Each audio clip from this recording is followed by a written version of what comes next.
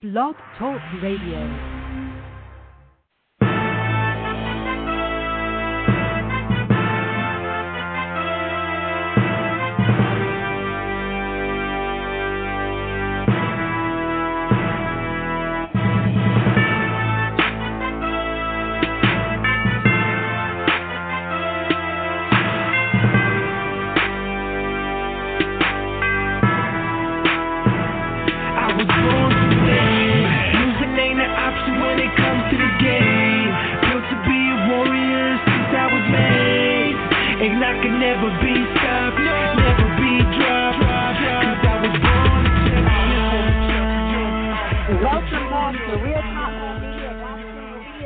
Episode 43. I'm your host, Christy Rosario, here in Los Angeles. My co-host is Richard Solomon, the boxing prophet in New York City. How are you today, Prophet? I'm great. How are you?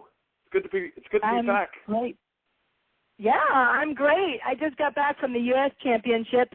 Best of the best fighters from around the country were represented. I'm going to have the results and a recap a little later. So I'm excited about that. And how about you? Did you have a good week off? Yeah, I got a lot accomplished. It was good. You know, it's always a little sad, however, to be separated from my partner on the world's best boxing radio show. But other than that, I'm fine. Yeah, it was quite sad because I actually was testing over there at the U.S. Championships. I'm an AIBA referee and judge, as a lot of you know, and I have to have a maintenance test every 4 years, and we had great evaluators from Scotland and Ireland. We had Michael Gallagher from Ireland and Andrew Caulfield from Scotland, and they came over and were, it's crazy the whole week on our judging, refereeing, and a written test, and they gave a great clinic. So thank you to them. I'll tell you more a little later, but let's go on because we have a great guest waiting for us. We are live callers. You can call us at 347-324-5998. You can Twitter us at Real Combat Media, or my Twitter is Boxing Girl, BXINGIRL, and at Boxing Prophet 68 for the Boxing Prophet. You can find us on Facebook at Real Combat Media in the search bar. We have so many topics. My gosh, trying to catch up on all the fights was crazy, and I loved it, but I hated that I have to miss them live. So our topics for this episode are last weekend's HBO and Showtime main events, and we will preview Victor Ortiz's return against Luis Collazo. That's going to be a good fight. We will preview the non-televised championship fight in Monte Carlo between Gennady Triple G Golovkin and Sumanu Adama. We will also talk about Manny Pacquiao versus Timothy Bradley, too. We have so many. I want to talk about Butte and Pascal, Garcia Burgos. There's tons of fights, and hopefully we'll have enough time because we have two great guests. Later in the show, undefeated heavyweight contender Latif Coyote. Latif will speak about his recent move to heavyweight and discuss his future. And I want to know, is he going to have a rematch with Antonio Tarver? But first, our first guest had a very disappointing decision in September against Ricky Burns, lightweight contender Raymundo Beltran. Hey, Ray, how are you? Hey, how you doing? I'm good, thank you. Just rest in my house, you know. How you guys doing? That's good. Good to have you here. I thought maybe you were still training for a second, you know, because I saw you training at Wild Card. Man, I loved watching you on those mitts, and I thought perhaps we were going to lose you to training. Did you train today? No, I trained early today, so but this time I'm done, you know. So it's a good time for me. I'm glad because, you know, I really wanted to talk to you. I saw the fight against you and Ricky Burns, and, I mean, of course, everyone saw the fight, and whoever knows boxing knows who the real winner. Can you take us back to September with that fight when you were actually in the fight? Did you feel like, hey, I'm controlling this fight with this guy? Yeah. Yeah, I really thought, I win the fight, you know, clear, but But how boxing is. It's just too much corruption, too much politics. And it's the way it is. I'm not surprised. I wasn't surprised they took the fight away from me. It wasn't the first time I was there. A situation like that, and well, that's boxing. I mean, it's much. I mean, there's nothing I can do about it. Well, let's tell everybody. It was a split decision, 12 rounds. It was for the WBO lightweight title. Let's see. We had 112, 115, 114, 114, and 115, 113. So, one guy saw it as a draw, and then you have the split decision right there with the two sides. You broke Ricky Burns' jaw. Actually, he fought with a broken jaw, went to decision. Did you have any feeling that it was going to go towards Ricky, or did you feel like, okay, I got this fight? I mean, I knew I had it, but I also have the feeling that I knew that could happen. I mean, I saw the referee that they gave to me in the fight, and I met him, and it's the same referee that worked in Malik Scott and Chisora, I think, that Chisora. And okay. I knew the referee reputation, everything was all set, it was all set to be, it was meant to be. I mean, it was, Okay, so you're saying that it was meant to be for Ricky Burns? Is that what you're saying? Yeah, I mean, you got a decision, yeah. I mean, yeah, it was meant to be like that, It was all set up, Well, it's sad to think that, though, Ray, because I love the sport. I want to have faith that when you go to a fight, that we don't know who's going to be the winner. I mean, I'm a judge and I'm a referee, and I judge the bout that I see. Well, nowadays money talks. Maybe always been like that, but it's becoming even worse lately. I mean, I think back in the days it was the real champions. Fighting all the best, fighting the best. Now they create champions, they make paper champions, and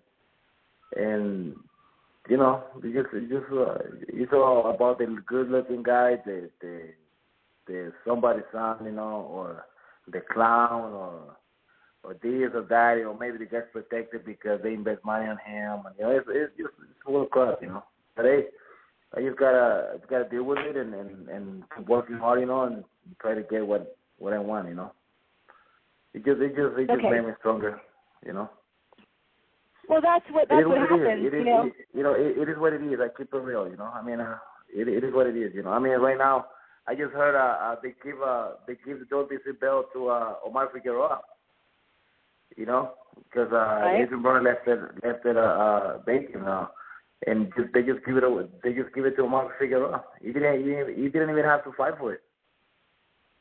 Yeah. Now he's a world champion, lightweight champion. I mean, how's that? I mean, you told me. I mean, tell me how that works. I mean, I'm fighting anybody. I have nothing against that guy. I mean, it's not with them. The thing is about the business. How they give a belt to this guy? I wonder how much it costs. You know what I mean? Because I beat the number 2, and Hank Nally was number 2 in the WBC. I beat him. Right. I have the NABF belt, or NBA, belt from the WBC, and I'm not even top 15 on the WBC. I'm not even ranked. Right. I'm like, wow. Yeah. And I beat the number 2 guy, and I'm not even ranked. I'm like, wow. Well, but that's boxing, I just got to keep working hard and keep moving forward. Yeah, I mean, hopefully, I know you sound really pretty angry right now, and you have a right to be, but hopefully, you're a fantastic fighter, so I'd like to see this make, like you said, make you stronger and come back. Maybe you could fight hopefully, the winner of Crawford and Burns. Is that... Yeah, I think that can happen, maybe that happens. But whatever happens to me happens, I'm not hoping to nothing, for nothing. I'm just gonna move forward, keep working, and if I don't fight at 135, I fight at 140. I'm open to fight at 135, 140. So I'm not try to make, like like expecting anything, you know. Are you gonna work and beat up guys and that's it, you know? Okay, well, I was on Twitter and I was tweeting with Eddie Hearn, the promoter over there, and he said that he had offered you a good deal to fight Ricky Burns again. Now, is this true? Yeah, he offered some money. You know, he wasn't that great. He just offered some money, you know. He's gonna try to picture like, oh, the big picture and all that, play the game, but it's all bullshit, you know.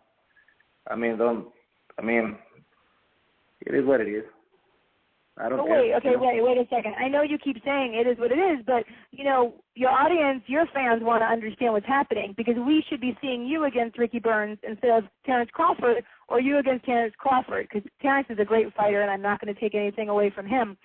But what I want to understand is that if Eddie Hearn made you, asked you and gave you a contract to fight again, number 2 for Ricky Burns rematch, what happened? Why didn't you take it? Well, it's not that I didn't take it. You know, the WBO make Crawford as a mandatory to fight Ricky Burns. So we were like, it was almost done deal, but the WBO, make it mandatory. You know, make it as a mandatory. So I couldn't fight him. I couldn't fight him no more. So that's what it is. That's what happened. Okay, so wait, Ray, I just want to be clear. So the WBO made it mandatory for Ricky Burns to fight Terrence Crawford. Is that correct?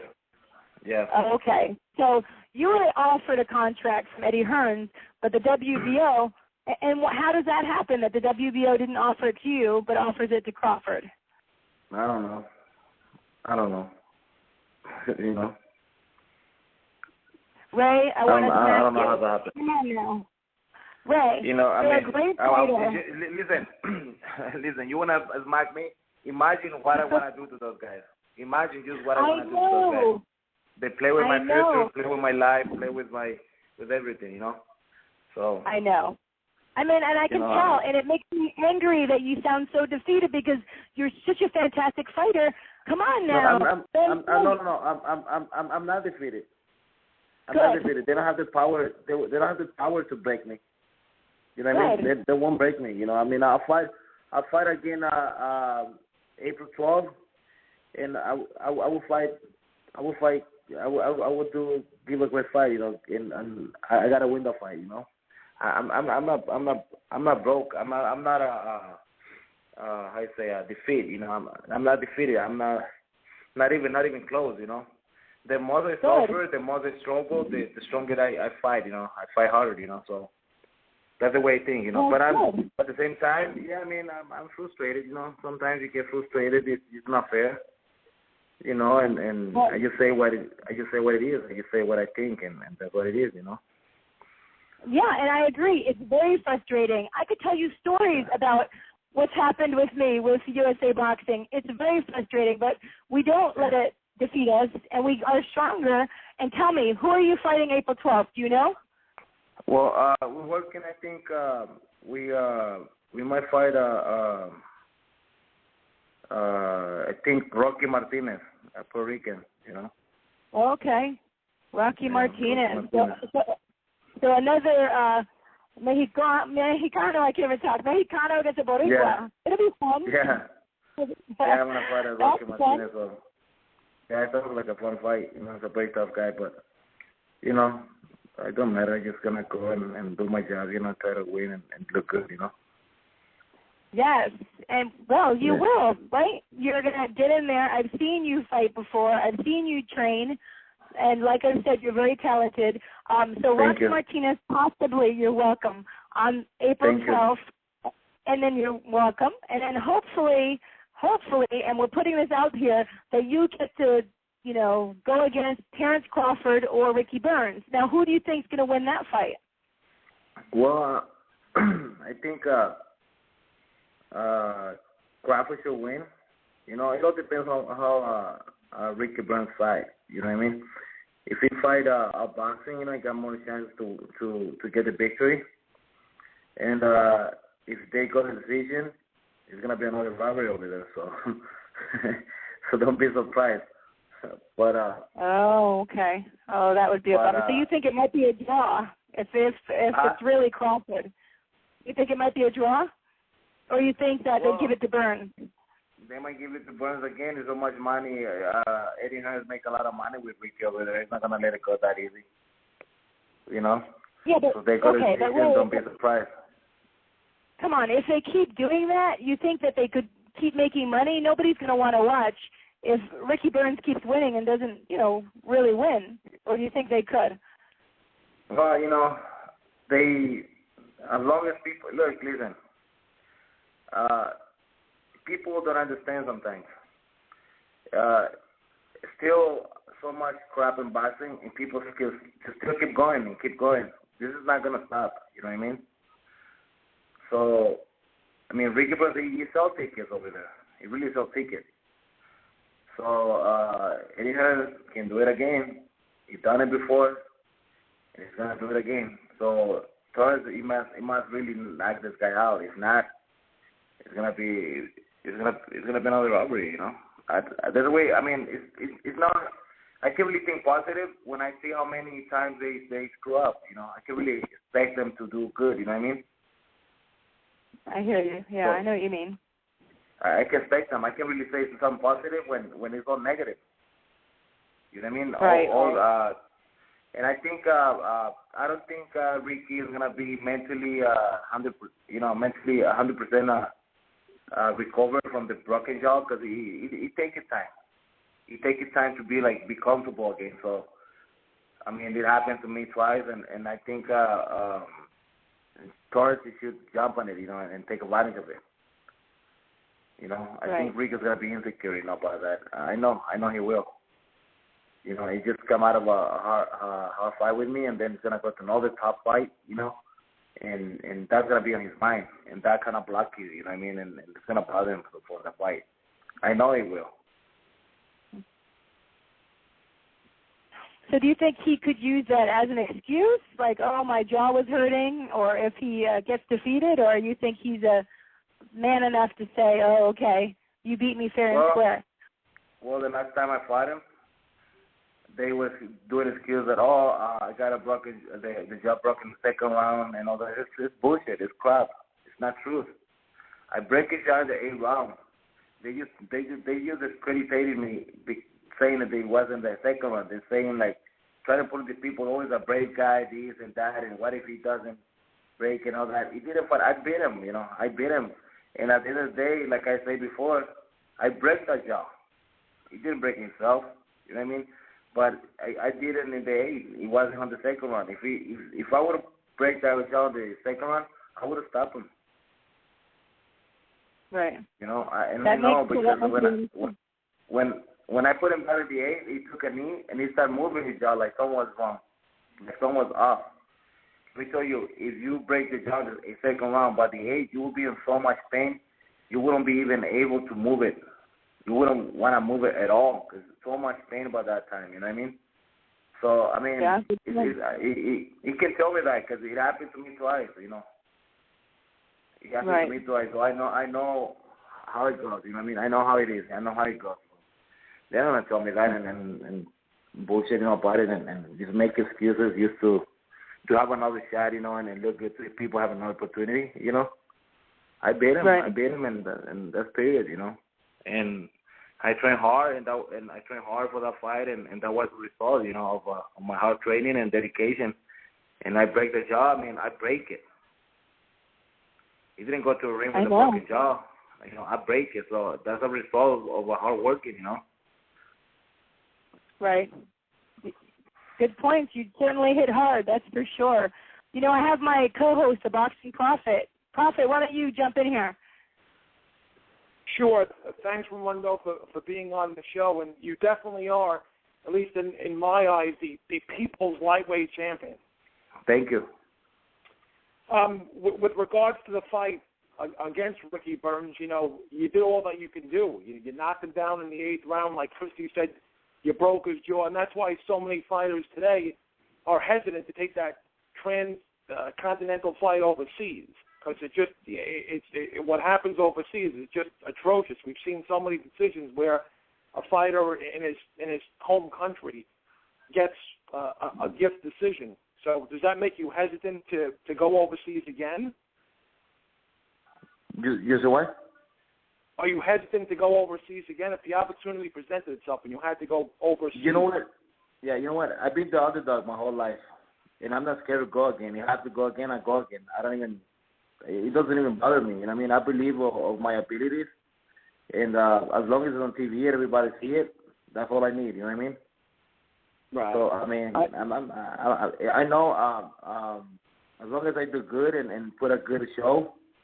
I mean, I want to win. You know, like the last time I think I win, and I think I earned some respect from the people. You know, and all that. And that's the bottom line. You know, they took the fight away from me and all that. But I mean, my point is, if I go again and I beat the shit out of them, and they still take it away from me, it's gonna make me even bigger, you know. Because you know what I mean.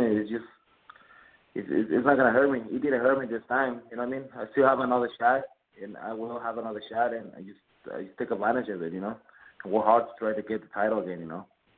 And you got tremendous name recognition because shows like this one and so many other Twitter pages and social media outlets were lighting up saying that was the biggest robbery that took place last year. Yeah, and that's my point. You know, like I told you, I mean, if we get robbed like that, I mean, it doesn't really hurt you. The doors are still open, you know, for me as a fighter. Because I mean, it's not that the fight was like closed, you know. No, I mean, I beat him clear, you know. I put him down and all that, and I really worry more about that, you know. Really try to do good, do the best I can, and look good for the people, you know, and all that. And as long as you do that, I mean, the doors will be open, you know. So. Absolutely. You only need to know about Ricky Burns, and I'm not saying this because I, hate him as a fighter. It just is what it is. He went out of his way and ducked Adrian Broner when Broner was a lightweight, and he also went out of his way and ducked the unification fight against Miguel Vasquez.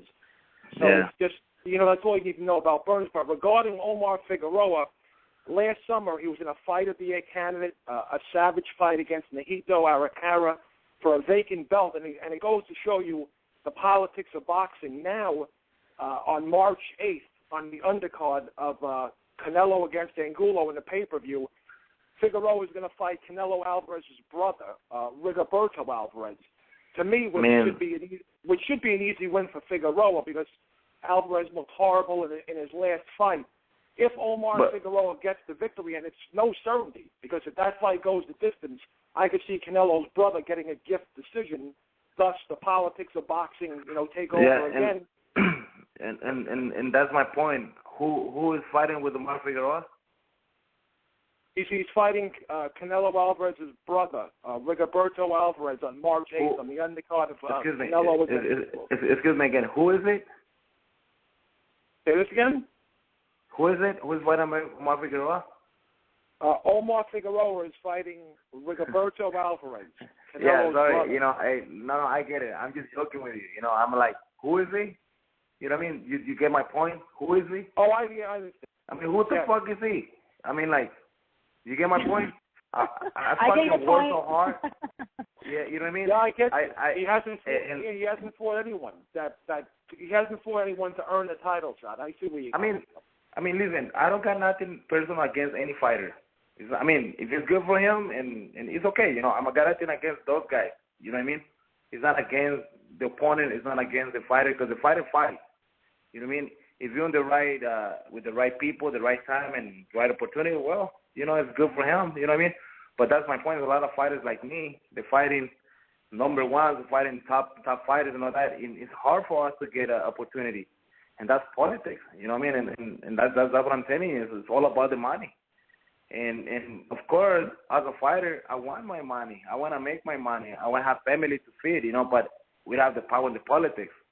And we suffer the consequences because, nobody can defend us, but ourselves in the ring. But sometimes you do good in the ring, but you have the power on the bottom, on the floor, and that's what it is. That's what happened, And I heard about that fight. It should be a good fight for Figueroa, I don't blame him, He just do what he has to do, and he fights, But just, my anger is against the game, Right, and assuming he wins, which is a big if, because that was a savage war against Arakawa. You don't know how gun-shy he's going to be.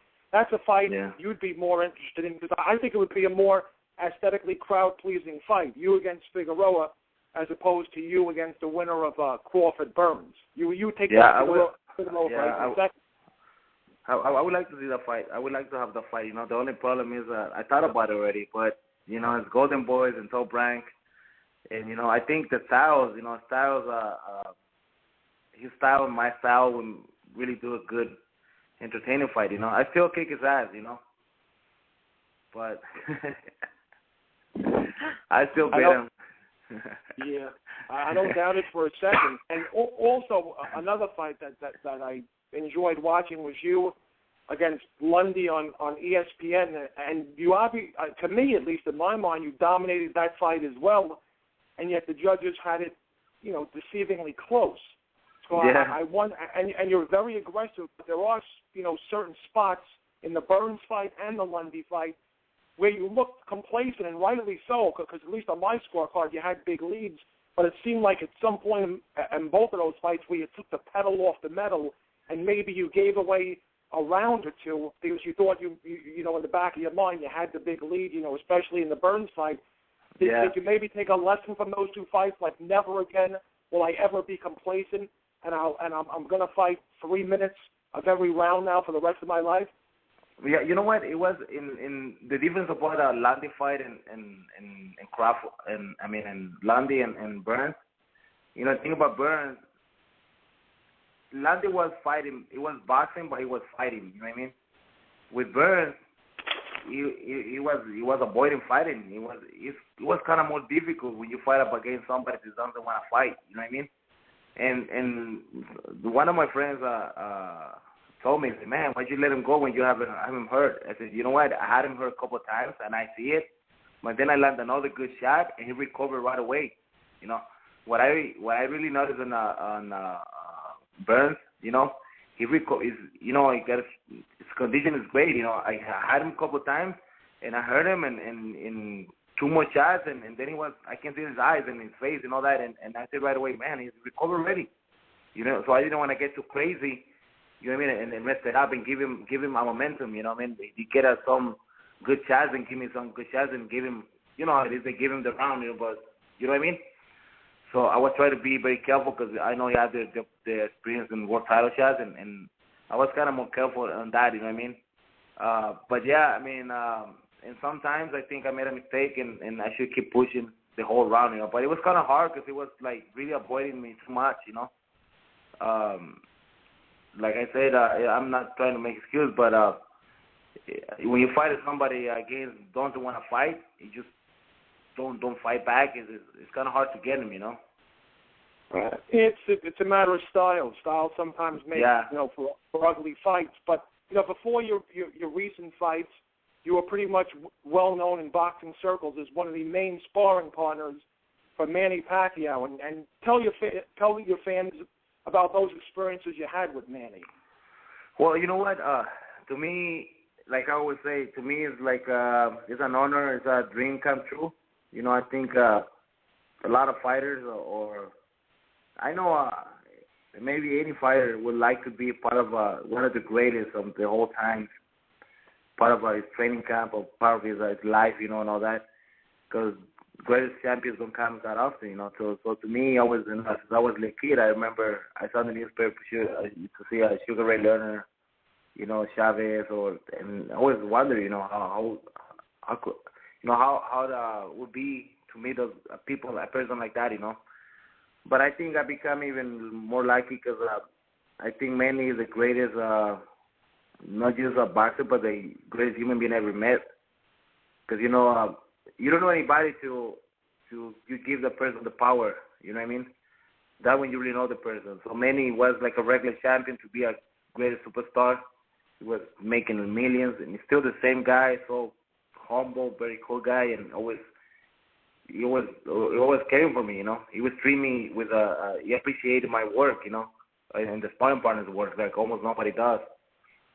And every time, you know, seeing me out for my family and all that, it was very cool, man, very, very cool. And to me, it's a story to tell my kids, or when I grow up, my kids, you know, to talk about Manny. It's a great story for me to tell and talk about it. So people say that it doesn't bother you, like people, you know, like they get to be known like many sparring partners. And no, it doesn't. Because in that time, it was a lot of time that I was inactive. I was always training, but I couldn't have no fight. So that really gave me a name, and really kept me going. Like I was making money with them, because I needed a job and I wasn't working, so I was working with them. But at the end of the day, I mean, it gives me a good name still. I think it doesn't hurt me at all. I mean, on the business, and it doesn't hurt me like personally. So it's been great to me. Most of it's a great experience. Somehow, even if I wasn't fighting, but my name still appeared somewhere in the newspapers, and who was a sparring partner. So my name was there. It's better to be not at all on the radar. You know what I mean? So it was good for me. Absolutely. Christy and I are going to talk about the fight later on in the show. But what are your early thoughts about Pacquiao Bradley, the rematch? Well, you know what? I think Manny's gonna beat him. People. The media can be your best friend or can be your worst enemy. Because that's the way I look at it in boxing. Sometimes you're doing bad in 3 or 4 fights, looking crap, and then you come back with a big fight, and it's all forgotten. Then you become 1 or 2 fights, you become wow, like superstar. Like become big. The thing about Manny, when Manny fought Bradley the first time, he beat him. Everybody saw he beat him clear. And when he fought Marquez, he was looking great. Looking just one shot. Just one shot took him away. Now the media's talking, oh, man, it's not the same, man, it's not this, man, it's not that. But people don't think about it. People listen too much to the media, and people it's very easy to convince. You know what I mean? By promoting and newspapers, and what they hear is what they believe and all that. But if people really pay attention to that fight, Manny was looking great. Just one got robbed, and the other one, got knocked out 1 punch. But before that punch, it was looking great. It was Marquez. The reason I think Marquez don't want to fight him right now is because he knows he got lucky. You know what I mean? If you get to a point you fight one of the best, you still don't know you can do the same thing again and make it the most money you could in your whole career. You could even imagine. Well, you do it again. But when you know you were lucky and you think and you believe you can do it no more again, then you don't want nothing to do no more because you want to keep that victory. You know what I mean? So Manny is still good. Even maybe with Brandon, if I'm a little bit careful, but Manny's still good. I think Manny's gonna beat Bradley this time. You know what I mean? Manny's gonna come in more aggressive. He got something to prove. I know him as a person, very competitive, and he's not the kind of person that is gonna, like be insecure and all that. He likes once he got hurt, he likes to bounce back. The fight is gonna be maybe he might go the distance because I don't think Bradley is very good boxer. Very good counterpunch. And I think Bradley's gonna try to outbox him. I don't think Bradley's gonna be in front of him. But I see maybe this fight go to the distance. I agree with you. Yeah, you make a lot of valid points. I agree. Unfortunately, boxing is the type of sport where you're only as good as your last fight. So exactly. And they forget all the success that Manny has had in the past. And then my final question to you, and then I'll throw it back to Christy. You've been around Manny plenty of times. You've admitted it on this show. Manny and Floyd Mayweather, I would say, have the most passionate fans in boxing. And, Floyd's camp says that Manny's ducking him and vice versa.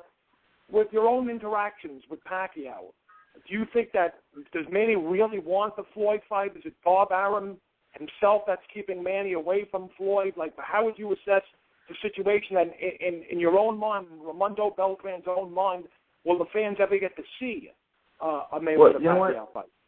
I think Manny wants a fight. But I think Floyd. Floyd is the greatest, and is a great fighter, But when Floyd doesn't come with one excuse, he comes with another one. You know what I mean? So he's just making it too hard, you know. I mean, I think if you make the fight, forgot about the ego, talk about Barbarian or this and that. I mean, come on, man, just do the fight. You know what I mean? Just make the fight happen. Even if Manny with Barbarian, that's Manny's business. You know what I mean? As long as he doesn't hurt his business, I mean, just make the fight happen. It's just ego, you know what I mean? Like when the beginning, when they remember when they were talking about the fight, doing the fight, and Floyd was trying to play the rules, put the rules. You know, it's just too much ego. You know, it's too much ego involved in Floyd Mayweather. You know, I don't know. Floyd is he's a great fighter. You know, he's a great fighter. You know, and I respect him, but I don't respect the way sometimes he behaves in the business. You know, like you say, I believe he's one of the greatest, but if you really wanna, you know, like be like the back in the days, you know. Ray Lerner, Hagler, Tommy Hearns, they didn't play those kind of games, you know what I mean? You was picking the opponents and all that, you know, you just face Manny. Face Manny and just get, I mean, let's do it, you know what I mean? But Manny is down to do the fight. Manny is not like, he's not that kind of person, it's like, with big ego, you know? He's not that kind of person. If the fight is there, he won the fight, but Floyd's making it so hard. But I agree with you wholeheartedly, and hopefully, you know, the fight fans will get what they want. Christy is there. Of course I'm here. I was just listening, and it was very interesting. I love hearing all about Manny Pacquiao, and I felt the same way when he fought Marquez. You know, people, you know, you fight and you get caught sometimes. That didn't mean that he wasn't going to come back and be better. So I'm happy to hear that Manny is a great guy. I have actually a friend, and you probably know him, Ray, named David Rodello, and he also. Oh yeah, David, yeah. Yeah, he also was a sparring partner. So, and the three of you are all great guys. So it's nice to hear. You know, I want to ask you, Ray. I was talking to your publicist Emily, and she was telling me about a fundraiser for Coach Andrew Mendez. Can you tell us a little bit about that? Yeah. But Andrew is my friend, you know. I met him, you know, through a friend. You want me to tell you the whole story from the beginning or just shortcut? Let me see. Give us the 1-minute version. You know, yeah, I met him through my friend, you know. He wanted to go to my fights. He mentioned, you know, I would like to be in a professional fight. So my friend didn't tell him anything. He told me. And I said, hey, come on, invite him. Tell him he can come to a fight, you know. So the guy, he got cancer, you know, and I invited him. I said, yo, come on, let's go to my fight. And he was like, oh, really? You know, it was for a dream for him, you know. And then I took him to the ring. So for him, it was a great thing, you know. Then we became friends. And I told him, I said, you know what, I'm going to talk to my friends and we'll see if we can to do a fundraiser. So, yeah, we did a fundraiser, you know, for him. And I really learned a lot from him because he taught me a lot, you know. The way he behaved, even having cancer, it makes me be even stronger as a fighter. Because I'm like, damn, you know, I make such a big deal about a fight. He's fighting cancer, he's fighting for his life. You know what I mean? He's fighting for a little future, you know, to a better life, you know. But he's fighting for his life, period. You know what I mean? And this guy showed me so much strength, you know, and so positive. And I said, man, you know, he talked to me about God and all that, and it really gave me a lot of strength and changed my way of thinking, you know. He gave me hope and he gave me a lot of strength and belief, you know. And I'm like, man, you know, this is just a walk to the park, you know, to the park, what I'm doing, you know. I mean, compared to what he's doing, all the work is when he goes to the chemo and all that. So, yeah, we stay in touch with Andrew, you know, and is one of my friends in Arizona. And thank God, I think he's out with the chemo and he's out of cancer right now. He's getting his way back, you know, and he's a healthy guy now, and I'm thank God for that, you know. But he really have a lot of faith, you know, a lot of faith in God, you know. He's a Christian guy, you know that, and gotta help him, you know. It's all about God, and gotta help him, and there he is, you know, in Arizona, and we feel close, you know. It was a great experience, you know. Wow. But, you know, that's really nice because it makes you appreciate the little things when you hear that someone's fighting for their life like that. What a great fundraiser, and sounds like a fantastic guy, human being. and that he is he cancer free now, or is he just going through chemo, or how is he doing today? No, he's doing good. He's cancer free now. You know. Oh, that's fantastic! Wow. Yeah, he's cancer free, and like I told you, it was. I said, man, when people talk about how to deal with a problem when they're not in the problem, it's different because you are in the biggest problem. If you feel come talk to me like that, you got me speechless. I got nothing to say to you because you are in a war, like in a real war. You know, I'm like, whoop. I'm like, I can say nothing. I'm like, it got me speechless. You know, and really made me think a lot about many things. Sometimes we complain about little stupid things, you know, and there's not even a big deal at all. This man right here is not even complaining about what he's going through, you know what I mean? Because he told me, I said, man, I don't even complain. I don't even ask why. I just take it, you know, and I'm going to fight it, you know, and he say, I'm going to beat this cancer, you know. It's not about what the doctor said. It's about God, and he told me that, you know, and I'm like, wow, this guy, man, it was really deep, you know. It really get me, you know. Yeah, no, I mean, it makes me feel ashamed when I complain about the little stuff when you hear about something like this, and I appreciate that you tell us the story. And wow, Coach Mendez, I wish him the best. And you know, you're a great guy, Ray. When I first met you and we talked, and then we were on Facebook, I really enjoy listening to you because you're one of the people that deserve success. Because I know, like you say, Manny, you're going to handle that success just like he does. And, you know, that's something that you're going to get. You're welcome. Well, I was around myself with great people, you know, and try to be the best I can, you know. I just, you know, nobody does, but I think I come from the bottom, you know, and I'm against injustice, you know, when things are not fair, when people abuse of the weak, you know, and stuff like that. I just hate it. I can stand that, you know, because I grew up like that, you know. So, yes. I mean, that's life. That's life, you know. Yes. Well, I think a lot like you do. And, you know, I want you to tell me, is there anything else you'd like to talk about? Is there, I don't know, something else that's going on in your life that we should know about, or sponsors that you want to talk about? Yeah, I'm going to do a fundraise to pay my rent because I'm just kidding. No, I'm just kidding. No. Okay. I always thought you were serious. Oh, you're so funny. I'm broke. No, I'm just kidding. No, yeah, I'm broke, but I mean, not that broke. I'm okay. No. Yeah, we can also do.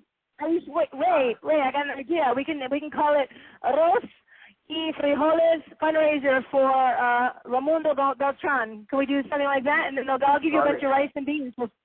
Oh yeah, let's do it. You know, let's do it. You know, I do my fundraise. Listen, I do my fundraise April 12th at the NGM with Men's Undercard. That'll be my fundraise. You know, and I try to put a good performance with people. You know, and one of the biggest pay is when people appreciate what you do and people like it. That's the biggest satisfaction. You know what I mean? Because sometimes you can make a lot of money, but when people don't like what you did, you just feel empty. You know. That's a glory, you know, when people appreciate it and people like it, people go back home happy, you know. That's really make your day, make your life. You know what I mean? Yes. And I do know what you mean. I just want to thank. Excuse me? No, I said I do know what you mean. And I also want you to tell everybody about your Twitter, which you don't use, which I'm sure you're going to start using, and your Facebook, so people can contact you. You know what? The thing in Twitter and Facebook, the difference is like people ask me and I can answer. But in Twitter, I don't even know what to post, you know, what to tweet. I'm like, why should I put it? Something stupid, you know. Well, why should I put it? You know what I mean? I know exactly what you mean, and I'm just starting to learn too. But that's the media. That's what people want to see, and they want to hear from you. So you have to start using it because people want to hear from you. Yeah. So it's Beltran Boxing, right? Ray? Yeah, Beltran Boxing. Yeah, Beltran Boxing and Facebook, Ray Beltran, and Instagram, Ray Boxes. So follow me there. I don't really, you know, I try to put something stupid at least once in a while, you know. but I try. Maybe I'll try. I'm gonna start calling names, you know, lightweight and super lightweight. Anybody. I need to make money. I need to make money and fight the hard guys in that weight division, you know. Right.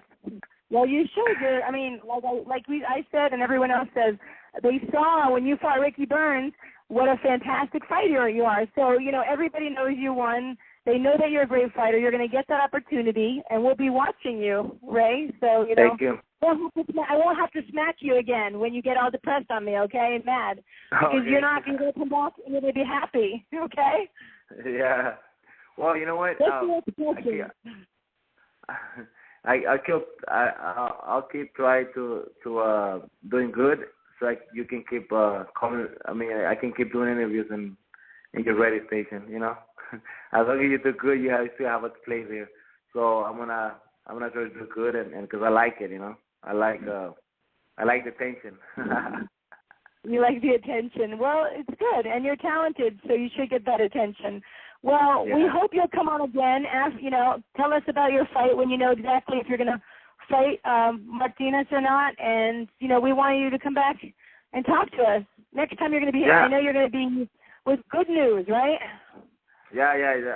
But tomorrow I know for sure. I don't like to confirm when I haven't signed the contract yet, so that's why I like to talk about it too much, because I'm superstitious. When you talk too much about it before time, things don't happen. So once I sign the contract, I'll let you know, and we talk about it. But also want to thank the people, the fans, and the media and all the people that make us get known, get us, give us the power, to be who we are, because without the people, without the media, we're nothing. So I thank you guys, and thank you for giving me the opportunity to talk and your show and express myself. Maybe I talk some crap about some people, but that's at least what they deserve, Yes, well, it made it interesting when you were talking crap. So it's interesting hearing you, and we enjoyed it, and we want to thank you very much for coming on Real Combat Media Boxing Radio, Ray. We'll be watching for you. Thank you. Take care. We'll be right back with more Real Combat Media Boxing Radio in about 1 minute and 32 seconds. This is Real Combat Media Radio. Check us out at realcombatmedia.com. While you're there, check out the Feed the Poor link on the bottom of every article, and you can send a donation if you're interested. That is, once again, on the bottom of every article, as well as on the top of the website. If you are an MMA, boxing, or fitness business and interested in sponsoring our website or radio podcast, send us an email. Advertising at realcombatmedia.com. Once again, that is advertising at realcombatmedia.com. Make sure to check out the Real Combat Media MMA and boxing store at the top of the menu at realcombatmedia.com. We carry a collection of products. We have the Cardio Mask, which is excellent for all fighters, endurance athletes, and serious fitness enthusiasts. Once you are in the Real Combat Media store, click on the banner on that page. We also carry Alpha Brain. Alpha Brain is a great and natural product which activates your brain's neurotransmitters and helps you think more clearly, which improves brain function. You can also purchase the world's healthiest plant protein, which comes from hemp. There are many other products on the online store, and click on the On It banner at the Real Combat Media store, and you can purchase Alpha Brain and other health products. Use the discount code Real Combat Media, and you will receive 10% off at the checkout store on the On It. That is ONNIT on the banner at Real Combat Media store. Buckle up. Here we go. Let's get this show started. Welcome back to Real Combat Media Boxing Radio. This is episode 43. I'm your host, Christy Rosario, here in Los Angeles, with my co-host, Richard Solomon, the Boxing Prophet in New York City. You can call us live at 347-324-5998. Find us on Twitter at Real Combat Media. My Twitter is at BoxingGirl, BXINGIRL, and at Boxing Prophet 68 for the Boxing Prophet. Find us on Facebook at Real Combat Media in the search bar. So we are back. Just had a nice conversation with Raymundo Beltran. And I want to tell you a little bit about the U.S. Championships because I was just there in Spokane, Washington. It was the first time that I ever refereed guys without headgear because now elite boxers, 19 to 40, do not wear headgear. So don't expect to see the headgear in the Olympics as well. I'll tell you some of the results for the finals. Our final results at 106 pounds, female, Alex Love from Washington, and she's also in the U.S. Army, got the decision over Natalie Gonzalez from New York, 3-0. So 3-0 means that all the judges went for Alex Love. There are actually 5 judges now, but only 3 are live, if that makes sense. So we don't know who's really judging the bout because they're trying to make it more where there's no cheating, no perception of cheating, nothing. And so there's 5 judges. We're all judging the bout, but only 3 are live judges. And you don't know that you may never know that, actually. Let's see, 108 pounds male, Leroy Davila from New Jersey got the decision over Joshua Franco from Texas. It was a 3-0. 112 pounds female, Marlene Esparza from Texas got the decision over Virginia Fuchs from Texas, 3-0. That's an ongoing battle. Each tournament, they pretty much fight each other.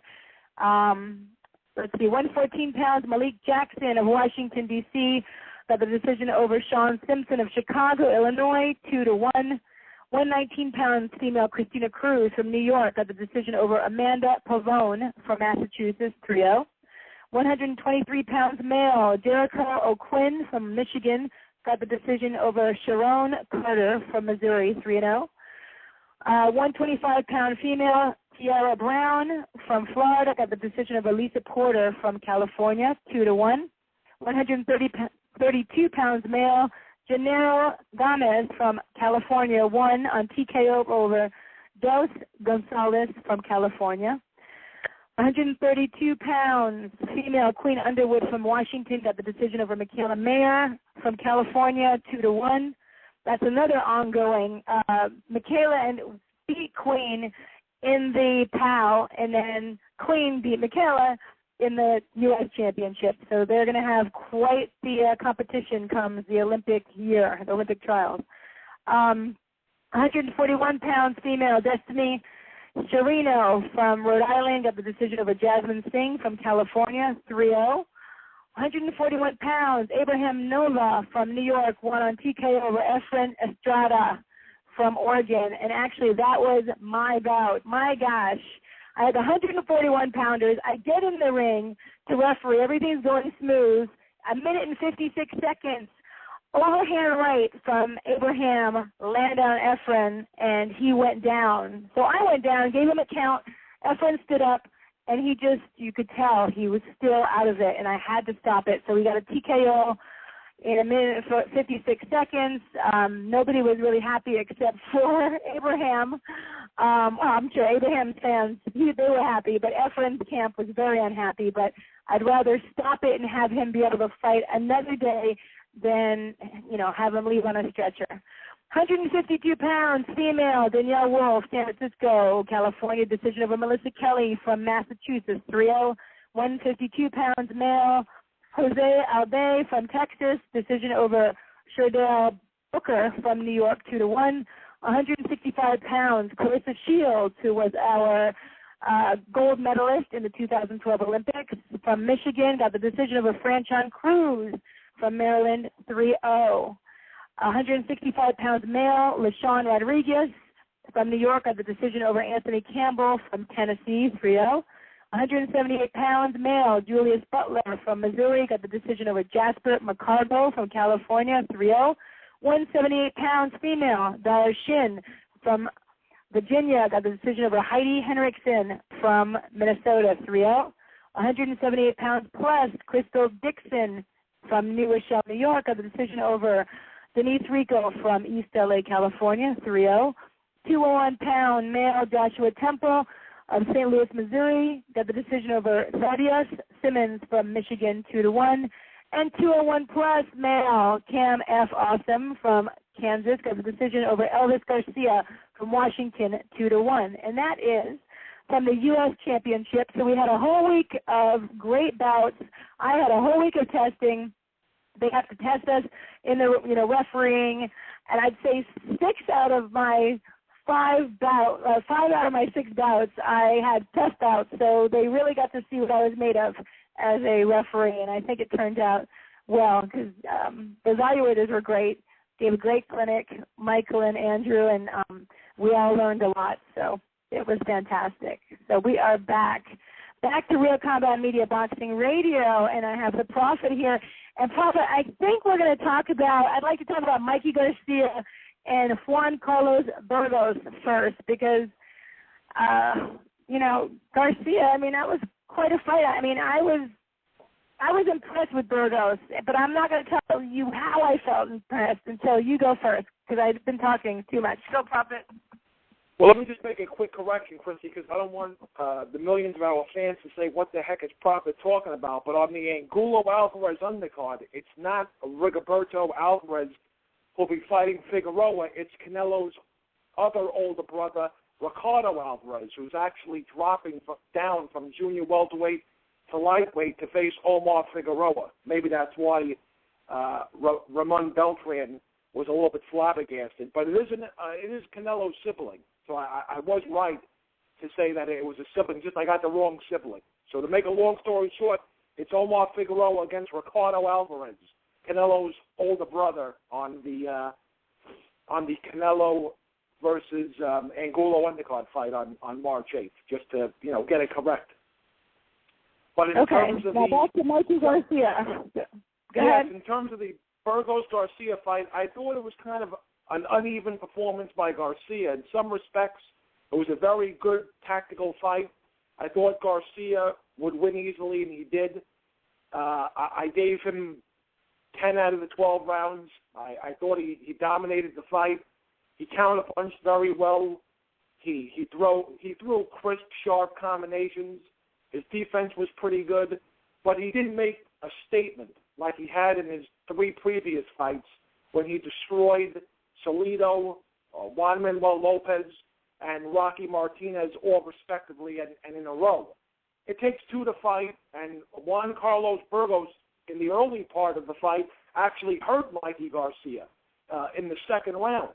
Garcia came back and hurt him in the third round, and for all intent and purposes, that was it. The fight was pretty close after 4 rounds. Burgos gave a good account of himself in the first 4 rounds, but after that, it was a walk in the park for Garcia, and Burgos really didn't engage, and Garcia was just on cruise mode, and it's hard to knock out a guy who is moving and doesn't stand in front of you and kind of lure you into a street fight. Garcia's like, I don't need to do this, I'll win, I'll just win easily, and that's what he did. And the HBO commentators made a point of saying that Garcia needed to knock out Burgos or in order to, maybe fight Pacquiao somewhere down the line. But people have gone mad. I went on ESPN.com before, and a lot of people are ripping Mikey Garcia. He'll never face Pacquiao. The fans were disenchanted with his performance. He was boring. He'd have to jump up 2 weight classes. I mean, people are expecting great things from this kid, and he hasn't even fought near that weight class yet. Let's cool off all the speculation about Garcia fighting Manny Pacquiao or even Danny Garcia for that matter. It's nonsense. That's what's wrong with social media. People make all these dream fights. They're deluding themselves. People, I don't know what they're watching or what they're taking. It's ridiculous. Mikey Garcia turned in his 4th dominating performance in a row. He's making a statement. He's cleaning out the division. And now you have Yuriorkis Gamboa, who I think is his logical next opponent. Yuriorkis Gamboa had the cojones to show up at the post-fight press conference and call out Mikey Garcia. And my thoughts about that are why. Yuriorkis Gamboa was supposed to fight Brandon Rios. Brandon Rios showed up at the press conference. Gamboa never showed up at the press conference. So that fight never came to fruition. And then he had a supposedly a dream fight against Juan Manuel Lopez. But for reasons that are known, that fight never materializes. Sure, I guess Juanma lost to Orlando Salido. Bob Arum wanted that fight to marinate a little bit, and Juanma wound up losing. But that fight could have been made, I think, if Gamboa really wanted it. So you have 2 guys that Gamboa should have fought and never stepped into the ring with, and now he's got the cojones to call out Mikey Garcia. Let Gamboa earn the shot against Mikey Garcia. Who is Gamboa beaten? He's one of the few Cuban fighters that came to the U.S., I haven't really been impressed with them. Rigondeaux and Lara have made statements in their wins. Who's Yuriorkis Gamboa, been beating up lately? Because he has 50 Cent now as his promoter, he thinks he's going to get the big fights. And maybe he will. But in a perfect world, Mikey Garcia would chop down Yuriorkis Gamboa and knock him out. Because I think Yuriorkis Gamboa has a big mouth. But in terms of the fight itself, yes, Mikey Garcia was boring. But the fact remains, he dominated the fight. He beat a world-class fighter, dominated 10 out of the 12 rounds. And, for all the critics out there, Mikey Garcia, you can make a case that he's in everyone's, if he's not already in your top 10 pound for pound, he's certainly in your top 20 or top 15. He's a fighter who's clearly on the rise, but, before we make these dream fights, in future weight classes with Garcia and Pacquiao and, dare I say, Floyd Mayweather, let Mikey Garcia take care of business in his own division first. And then we can dream about these potential super fights in other weight classes somewhere, long down the road, if you get my drift, Kristen. I get your drift. Yeah, it really bothers me that people that have never stepped in the ring before make such harsh judgment on social media. It's like they just think they know it all just by sitting on their couch, eating their pretzels and drinking their beer and judging a fight. I don't get it. It's frustrating. I thought it was a really good performance for Mikey. I thought Juan Carlos Burgos, I thought he did very well. I thought it was a challenge and it worked out. And like you said, in the second round, Burgos countered with a left hook to the chin, and Mikey was stung, and he faltered backwards, catching himself and readjusting. And, that's what you need to see. Can a fighter readjust and come back and be strong? Not just someone that goes through the motions throughout a whole bout and nothing happens, and they're not tested. I think Mikey was really tested this time. Then, like you said, in the third round, hard right hand by Garcia to the chin of Burgos.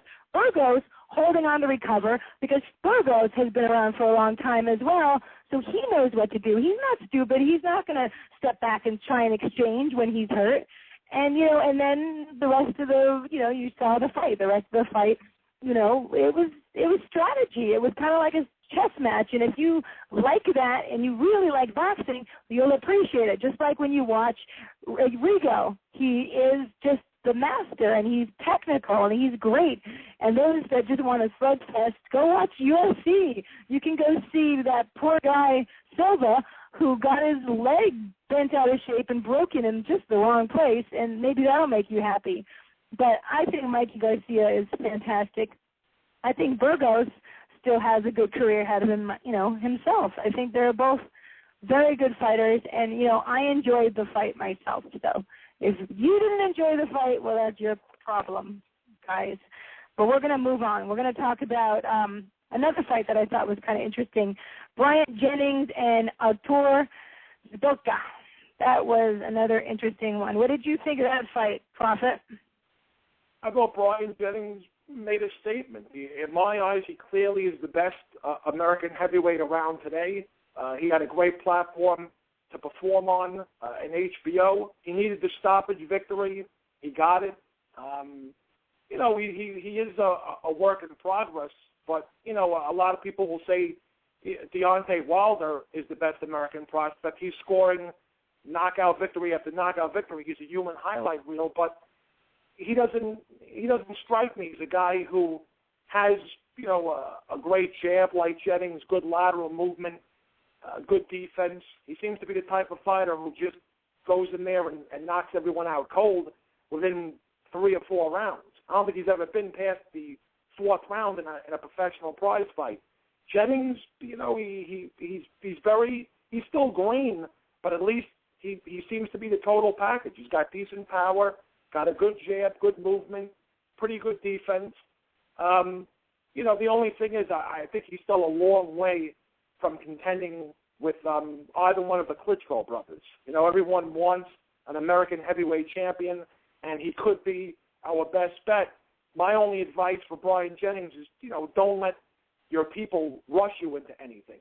Keep on taking these meaningful fights, beat guys. Maybe his next fight should be against a guy like Tyson Fury or Derek Chisora, someone from that ilk, score a definitive victory, one of the European fighters, and then maybe in 2015, somewhere in the spring of 2015, you can possibly fight Klitschko. But I just don't want to see Mikey Garcia rush into a big super fight. The same applies to Brian Jennings, although Jennings is a heck of a lot more inexperienced at this stage of his career than a Mikey Garcia. But I just don't want to see Jennings rush. Because he's American, he could get that extra payday against Klitschko, and we don't want to see him take the fight prematurely and get destroyed. Only take the Klitschko fight when you feel that you built enough body of work on your resume and you've truly earned the right to face Vladimir Klitschko, or Vitaly if he ever returns to the sport. Yeah, I agree. I mean, Bryant Jennings, though, I have to say, wow, he's got a nice body. You look at the Bronze Bomber, he's built. Bryant Jennings was a pleasure to watch because he is built. He's not some overweight, fat heavyweight that just doesn't like to run. He is built, and I appreciated that from him to make it a little more interesting. But Jennings, he fought an intelligent fight. I thought very good at going to the body and the head. He's really technical. He has good defense. He was wearing Spilka down with the body shots and then landing the left hook to the head for his finish. And I liked the way Jennings had control.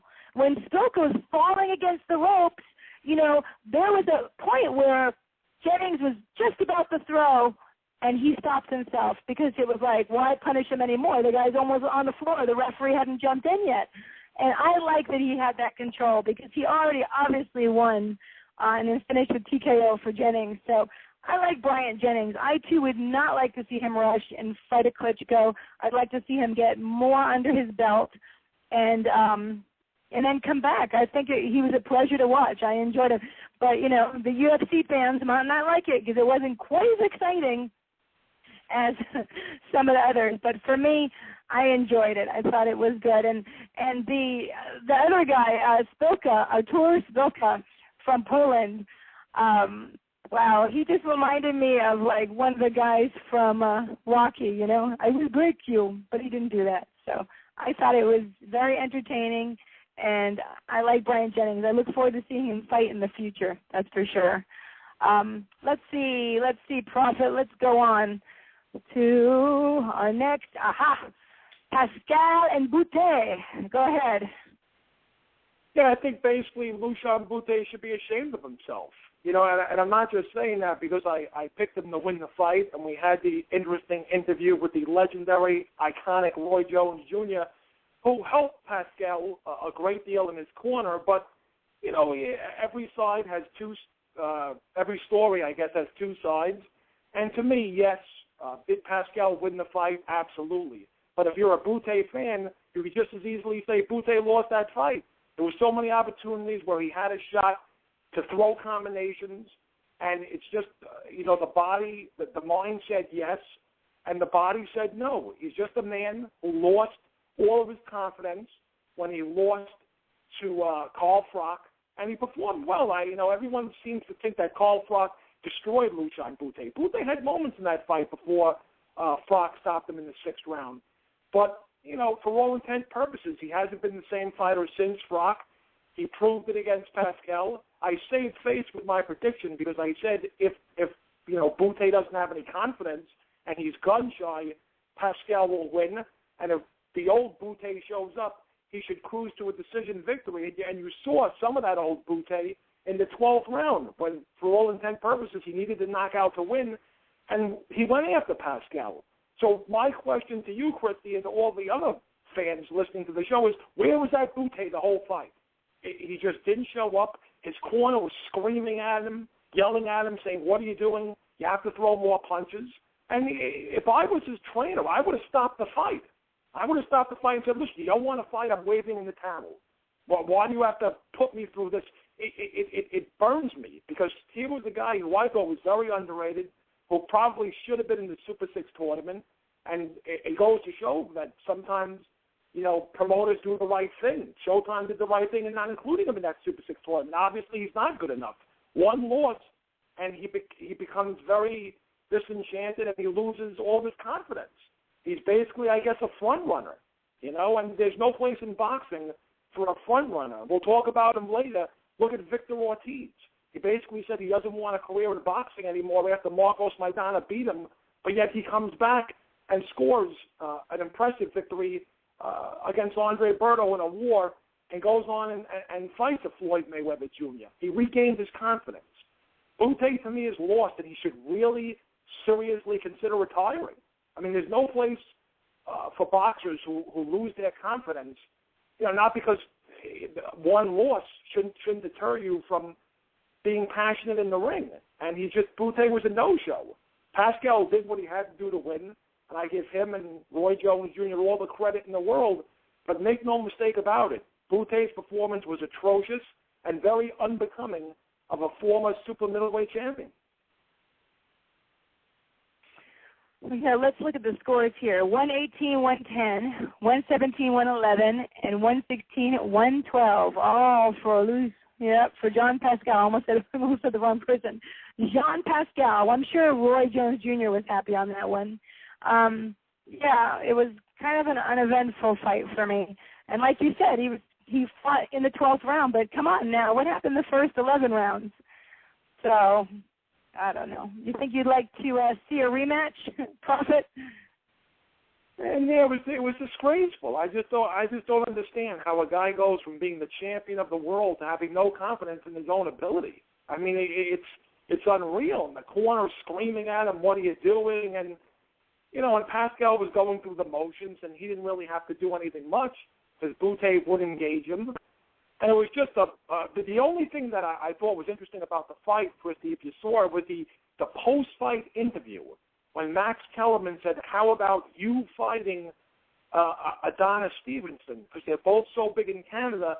And he came up with the most eventful line or quote of the year so far. He said that Adonis Stevenson and I are both black and we're both from Canada.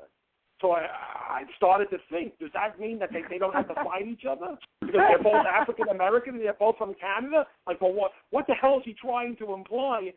And now, as we, talk on the show, apparently talks are underway for maybe Adonis Stevenson and Sergey Kovalev to engage in a unification fight somewhere down the line in 2014. But John Pascal made it pretty clear that if you're Canadian and you're African-American, he doesn't want to fight you. That is amusing. I wonder if that's what they meant. That's pretty bizarre. I don't get it. Huh. I don't know. Well, I guess maybe they will not fight being African-American, but maybe Stevenson wants to. What happens if he comes on and says, I want to. I don't care if you're African-American or black or Canadian. Then what happens? I think the fight would be huge. It would be great. I think a Stevenson-Pascal fight would absolutely be huge in Canada. And I think eventually Pascal will come to his senses, and maybe after the Stevenson-Kovalev fight, win, lose, or draw, Stevenson will face Pascal, because there's just too much money in Canada for that fight not to be made. Did you see Kovalev with his shirt? What did it say? I will crush you? Did you see that? He's great. He's awesome, Kovalev. If there's anyone that really knows how to promote himself or his own brand, it's Kovalev. I mean, he gets so much face time when he's not fighting. Even at ringside, he gets all the publicity he needs. Good for him. He's all that's right with the sport of boxing. I like Sergey Kovalev. I'm a big fan. Yeah, I like him too. He's funny. I like that he always pops up everywhere, so that was pretty cool. But I'm going to switch it a second, too, and then we can talk about this as well. Guillermo Rigondeaux, his manager, is fed up with Top Rank talking trash about him. Bob Arum tends to, and I see both points of view. Bob Arum wants to put on fights that are as exciting, and unfortunately against Joseph Agbeko, it wasn't the most exciting fight. But I'm going to read you the letter that Rigo's manager wrote to Bob Arum, Gary Hyde. So it says, Dear Bob, I read your comments once again trashing Guillermo Rigondeaux. Let me remind you that it became clear to us well before the bout that Joseph Agbeko was, to use a euphemism, troubled. We asked through Mr. English that an opponent likely to be more competitive be used. The public does not know this, but you do. All Joseph Agbeko did was try to survive, perfectly predictable under the circumstances, as we both know. Now you are once again trashing Guillermo Rigondao for following the direction of Top Rank and of HBO and fighting an opponent who did not want to be there and who simply wished to survive. Tell the public the truth. Tell them that we knew full well that Agbeko was an inappropriate opponent and that Mr. Rigondao's representative said so. Tell the truth and blame those who went forward in the fight in the light of their advice to select another opponent. Tell the public who made the decision to use Agbeko, who made the decision to keep him in the light of unmistakable signs as to the likelihood he would simply fight to survive at best. And stop trashing the fighter you promote. We look forward to Rigondao's next bout. It is time that Top Rank schedule fame. Gary Hyde. What do you think of that, Prophet? Listen, you and I are big fans of Rigondeaux. Agbeko clearly, I went so far on the air as to say he should have his paycheck revoked. He was clearly in survival mode from round one. And Rigondeaux is basically what I enjoy personally about boxing. To me, boxing is the sweet science. It's the art of hit and not getting hit. Rigondeaux's a throwback fighter, a guy who thrives defensively. And he still throws great combinations with a lot of sting behind him. He's not Pernell Sweet-Pea Whitaker. He's a little bit more like a Sugar Ray Leonard, may I be so bold as to say. And it's just, it pains me when hardcore boxing fans knock him. He destroyed Donaire, and at the time, Donaire, who I personally thought was a little bit overrated, but everyone seemed to have Donaire in their top 5 pound for pound. And with the exception of the knockdown, Rigondeaux destroyed Donaire. And he's just a guy, the only 3 fighters you can have ahead of him now on your pound for pound list are Mayweather, Andre Ward, and maybe Timothy Bradley Jr. But other than that, he's unquestionably one of the top fighters in the world. And Bob Arum should be, looking to use him better. Put him on, well, he can't headline a pay-per-view show yet, but you could easily put him on, why isn't Rigondeaux fighting on undercards, on pay-per-view undercards, or it's just ridiculous the way he's being utilized. And there are a lot of fights out there for him. And he's just a very talented guy, and it's sad to see him go to waste like this because to me, he's just a great fighter, a great technician, and he deserves better. And I have no argument with the letter. Yeah, it's very frustrating. I mean, I don't understand why, Top Rank doesn't just find someone competitive for Rigo, because he's such a great fighter, and people who really appreciate the sweet science appreciate how Rigo fights and would pay to see him fight. But who would you recommend that he fights, Prophet? Somewhere down the line, we talked about it on this show, not yet because they're in different weight classes, but certainly a fight against Mikey Garcia somewhere down the line would be great for Rigondeaux. And another name that, could be maybe one day soon would be a Leo Santa Cruz. Leo Santa Cruz is a guy who is a volume puncher, throws over 100 punches around. He would be a very interesting fight for Rigondeaux. So there are options, but you have to use him wisely. And he's a very capable guy. It saddens me. Like you had said earlier in the show, people just caught up in the UFC and toe-to-toe exchanges, and no one loves a war better than me. You ask everyone who are your 2 or 3 favorite fights of all time, and they'll tell you wars, like Gotti Ward, like Corrales Castillo 1, Hagler Hearns, and no one really, but that's not to say that a boxing clinic doesn't go unnoticed.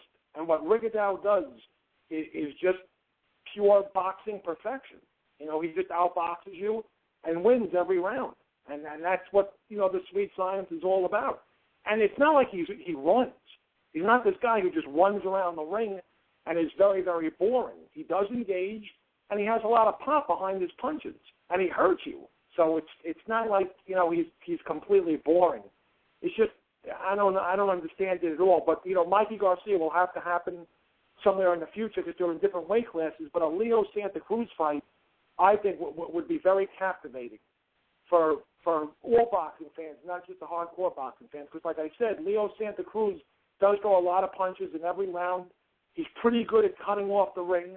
And I think he can give Rigondeaux a competitive fight. I don't know if he can beat him, but I'd be shocked if Rigondeaux and Leo Santa Cruz fought. If Rigondeaux could win 10 out of the 12 rounds against Santa Cruz, he'd really be making a statement. Because Santa Cruz is a tough kid, and he'll be fighting on the undercard also March 8th, the Canelo Angulo undercard. So if he looks good in that fight, then maybe more hardcore fans all over America will yell and scream for a Santa Cruz Rigondeaux showdown. I'd like to see that. That would be, now come on, for Top Rank, Bob Arum would be excited because that would be a great fight. And like you said, I don't know if Santa Cruz would beat him, but I think it would be very competitive, and Santa Cruz has a chance. He's a great fighter. That would be a great fight. Let's put that together. I like that fight a lot. And you spoke about Angulo. Did you see that he gave I guess you have to give at least 9 inches of hair for Locks of Love for kids that have cancer to make wigs, and he donated his hair. Did you see that? Yes. And yeah. Go ahead. I was just going to say, I thought that was fantastic. I love that they showed that publicly so more people can see, there's so many charities that you can give to. Why not give to Locks of Love? If you have that hair and you can do that, give so kids can have wigs, that have cancer. What were you going to say, Prophet? No, absolutely. I thought it was very touching, and he's very, very easy to root for. Angulo. He's a very crowd-pleasing fighter, and it's just he gives a lot outside of the ring as well. But for the record, Santa Cruz's opponent on that Angulo Alvarez undercard is Christian Mahares. So it should be Mahares is a little long in the tooth at this stage of his career, and the way he fights should be good for Leo Santa Cruz to not only win that fight pretty handily, but have a statement win, maybe stopping Mahares in the 8th or 9th round. So, we'll see what happens. It is boxing, and of course, as we all learned from 2013, upsets do happen. But, for now, sky's the limit, for Rigondeaux. And for a guy as talented as he is, he should be getting all these big fights. He should be fighting. I don't think he's ready for a pay-per-view yet because he's not, let's face it, he's not aesthetically pleasing to the fans, only hardcore boxing fans. If you're going to knock Mikey Garcia for one uneven performance, even though he was dominant, I shudder to think what all these naysayers are saying about Rigondeaux. But the fact remains that, unfortunately, boxing is only about the money. But you have Rigondeaux, who's a great asset to the company, and unfortunately, Bob Arum promotes Rigondeaux, and Leo Santa Cruz is a Golden Boy De La Hoya promoted guy. So I don't think you're going to see Rigondeaux face Leo Santa Cruz anytime soon, unless this quote unquote Cold War, comes to an end. So we'll have to see what happens. I'm so tired of this Cold War. I think it's ridiculous. I want to see fights that want to be made, and let's just make these fights and let it happen already. That's crazy. I don't understand. Well, Prophet, we're going to go to a commercial. We'll be right back, and we'll talk about Ortiz and Collazo, and we have more to come. So just hold on. We'll be right back. This is Real Combat Media Radio. Check us out at realcombatmedia.com. While you're there, check out the Feed the Poor link on the bottom of every article, and you can send a donation if you're interested. That is, once again, on the bottom of every article as well as on the top of the website. If you are an MMA, boxing, or fitness business and interested in sponsoring our website or radio podcast, send us an email. Advertising at realcombatmedia.com. Once again, that is advertising at realcombatmedia.com. Make sure to check out the Real Combat Media MMA and boxing store at the top of the menu at realcombatmedia.com. We carry a collection of products. We have the Cardio Mask, which is excellent for all fighters, endurance athletes, and serious fitness enthusiasts. Once you are in the Real Combat Media store, click on the banner on that page. We also carry Alpha Brain. Alpha Brain is a great and natural product which activates your brain's neurotransmitters and helps you think more clearly, which improves brain function. You can also purchase the world's healthiest plant protein, which comes from hemp. There are many other products online on the online store, and click on the On It banner at the Real Combat Media store and you can purchase Alpha Brain and other health products. Use the discount code Real Combat Media and you will receive 10% off at the checkout store on the On It, that is ONNIT, on the banner at Real Combat Media store. Buckle up, here we go. Let's get this show started. Welcome back to Real Combat Media Boxing Radio. This is episode 43. I'm your host, Christy Rosario in Los Angeles, with my co-host, Richard Solomon, the Boxing Prophet in New York City. You can call live 347-324-5998.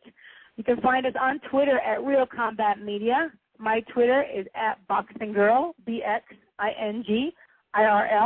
Or the Boxing Prophet at Boxing Prophet 68. Find us on Facebook at Real Combat Media in the search bar. And we are back.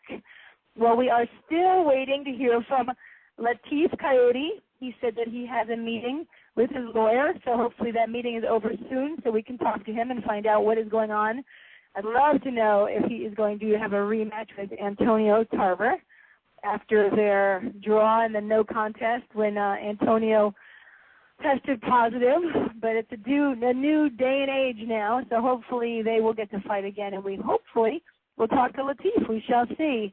But in the meantime, Prophet and I are going to talk about upcoming fight against Victor Ortiz and Luis Collazo on, it's tomorrow, January 30th already. Let's see, Victor Ortiz has won 29, 22 KOs. He's lost 4, 2 draws. And Luis Collazo won 34, 17 KOs. He's lost 5. He's been KO'd once and has no draws.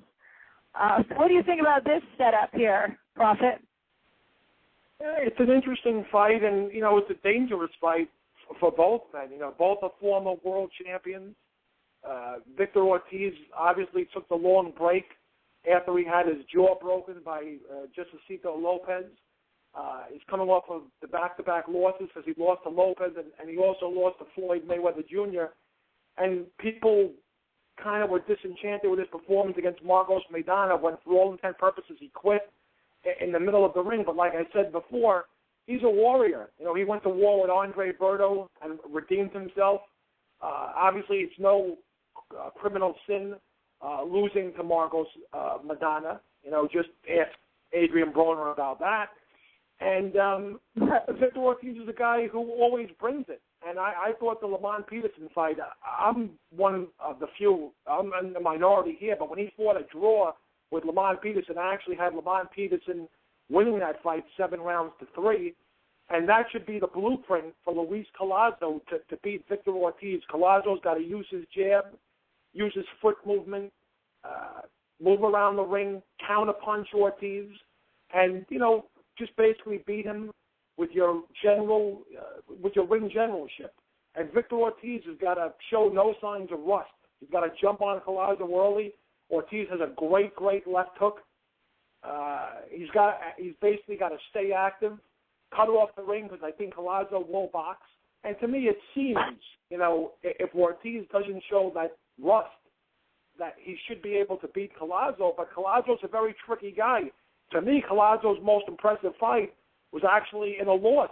I thought he beat Ricky Hatton for the welterweight championship of the world. He rocked Ricky Hatton repeatedly, especially in the final round. But you know how boxing is. Sometimes it's very politically corrupt. And Ricky Hatton got a very, very unpopular decision. Collazo lost, but if he could turn back the hands of time and fight vicious Victor Ortiz like he did Ricky Hatton way back when, he could pull off the upset victory. To me, it's a 50-50 fight. Ortiz, you never know what to expect. Will it be Ortiz the brawler or Ortiz the boxer. You know, Victor in his own right has very, very underrated boxing skills. Even though, like I said, I thought Lamont Peterson beat him, he hung in there with Peterson, and he threw the jab in spurts. So I just don't know which Victor Ortiz is going to show up and which Luis Collazo is going to show up, because their best days are both behind them, and it's sort of the fight. It's sort of like win or go home type of fight, like they say in other sports. You know, for the winner, you move on, and you might get a championship fight or a bigger money fight down the line. But for the loser, it's back to the drawing board. You're taking a huge step down because there's no margin for error in either one of their careers. You know, they both have their fair share of losses, and no one's going to really take them seriously, especially, I'd say, Victor Ortiz. Ortiz has a lot more to lose. You know, he went on Dancing with the Stars, and he's also making feature films. So if he loses to Collazo, forget about it. I mean, social media will be the buzz. Oh, Victor, why don't you go on American Idol? Oh, Victor, why don't you go make another movie? So if Victor Ortiz, you know, unfortunately in this day and age we live in today, if he gets a gift decision or loses or doesn't win impressively, he's in big trouble. But, you know, I think he should be able to beat Collazo, you know, especially if he doesn't show the ring rust.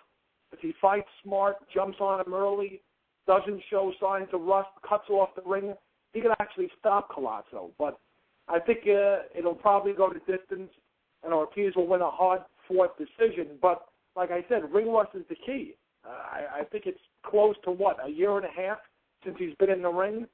So I don't know how he'll react. You know, the first time he's hit, you know, what will happen? What kind of spirit he'll bring, what kind of energy he'll bring with him in the ring.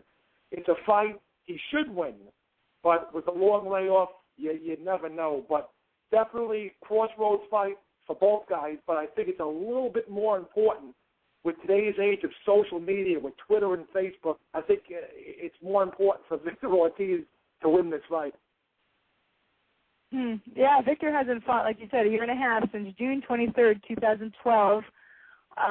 Collazo fought in September of this past year, 2013. So what do you think? I mean, after a year and a half, and like you said, he's been Dancing with the Stars, Victor's been in the movies. I mean, do you think his head is going to be on correctly to have a fight of this magnitude?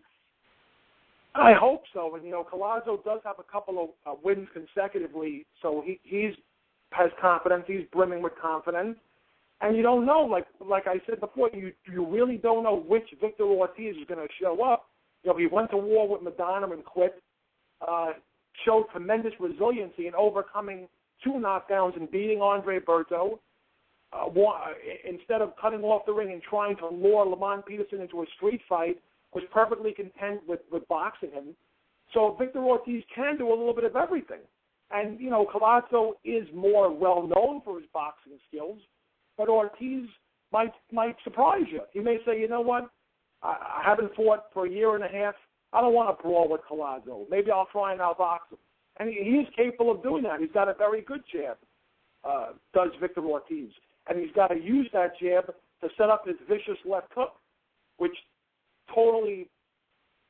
is his bread and butter punch. I think like I said, he should win, but you never know. Ring rust, it kind of destroys you in boxing. You know, some people actually thrive off of ring rust. You know, I remember when Felix Trinidad came back, a lot of people didn't think he'd be able to beat Ricardo Mayorga, and he wound up after a long absence beating Mayorga.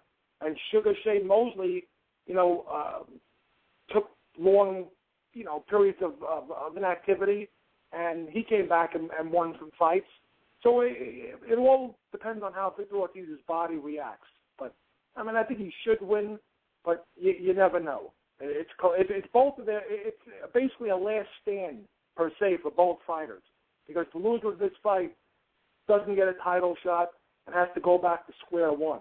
And the winner will definitely get a bigger payday somewhere down the road, and maybe even a title fight. But it is on TV, and it's in Brooklyn at the Barclays Center, so it'll be a fun fight for everyone in Brooklyn to go see. Yeah, that's going to be fun. The Barclays Center is like the new Forum. You know, we always had the fights at the Forum out here. Now it's the Barclays Center in Brooklyn. I have to go and catch the fight over there. I can't believe you live there and you don't go watch the fights all the time, Prophet. Why is that? It's amazing. I can't, and I grew up in Brooklyn, but I just can't. I don't know. I just don't take the time. Maybe I'm a little bit spoiled. You know, all the years I grew up and I watched fights, like big-time fights, like Roy Jones and Vinny Pazienza in Atlantic City. And I went to see James Toney, Vasily Gerov back in the day in Connecticut. I even saw Louis Holyfield won at Madison Square Garden, and Riddick Bowe, Evander Holyfield won live in Las Vegas. So when you see fights of that magnitude, you kind of get spoiled. Then a fight comes, you know, it's a pretty good fight, but a good prize fight comes to your area, and you get a little bit spoiled because you've seen, you know, first ballot Hall of Famers, you know, future Hall of Famers like Roy Jones and Evander Holyfield live. You know, it's almost like if you have a great steak dinner at a really expensive steak restaurant, then someone wants to take you to Burger King. You know, like, I'll pass. You know what I'm saying? Are you saying that the Victor Ortiz and Luis Colazo are Burger King compared to a steak dinner?